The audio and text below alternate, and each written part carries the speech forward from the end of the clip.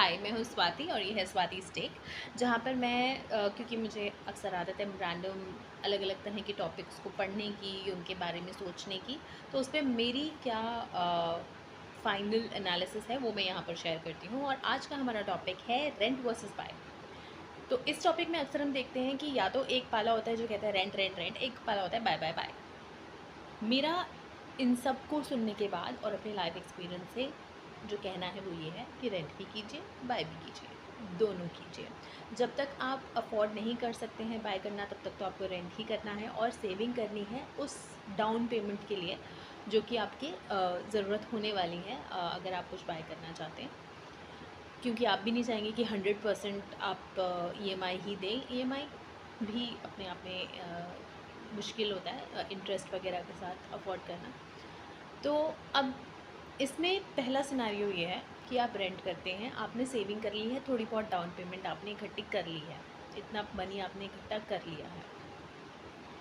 तो इसमें आप ये कर सकते हैं कि आप देखिए कि आप क्या अफोर्ड कर सकते हैं। अफोर्डेबिलिटी कहीं से भी शुरू हो सकती है, 5 लाख से भी हो सकती है, 10 लाख से भी हो सकती है, 15-20 लाख से भी हो सकती है।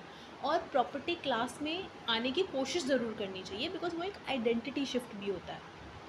तो आपने जो भी आपने इकट्ठा किया, फिर आप उसी हिसाब से इकट्ठा करते रहिए। आपने इकट्ठा किया तो अब आप जहाँ रेंट पर रहते हैं वो आपके काम के पास है और वहाँ से आपका काम आसानी से हो जाता है, या कोई भी और रीज़न है कि आप वहाँ से नहीं हट सकते, नहीं निकलना चाहते, या जहाँ आप अफोर्ड करते हैं ख़रीदना वो अभी इतना अच्छा नहीं ख़रीद सकते कि जहाँ पर आप जाकर अपनी लाइफस्टाइल बदलना चाहें, तो आप जो अफोर्ड करते हैं उसको ख़रीदें। लेकिन इस मामले में आपको ये ध्यान रखना है कि आप रेंट और ईएमआई दोनों बैलेंस कर सकते हो, और अगर जो आपने ख़रीदा है उसको आप रेंट पर दे सकते हैं तो और भी अच्छा है। तो पहला सिनेरियो ये है कि आप रेंट और ईएमआई दोनों करते हैं।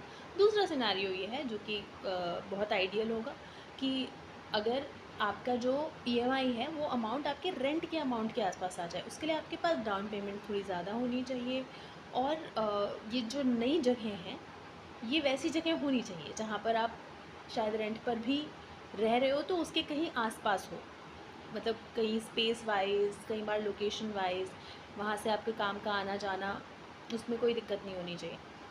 तो ये दूसरा सिनेरियो है कि आपने कुछ ऐसा क्रैक कर लिया जिसकी जो ईएमआई है वो रेंट के आसपास, थोड़ी ज़्यादा भी हो सकती है।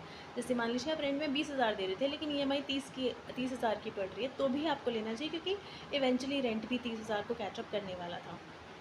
तो रेंट बाय दोनों कीजिए और देखिए आपके लिए क्या बेस्ट है।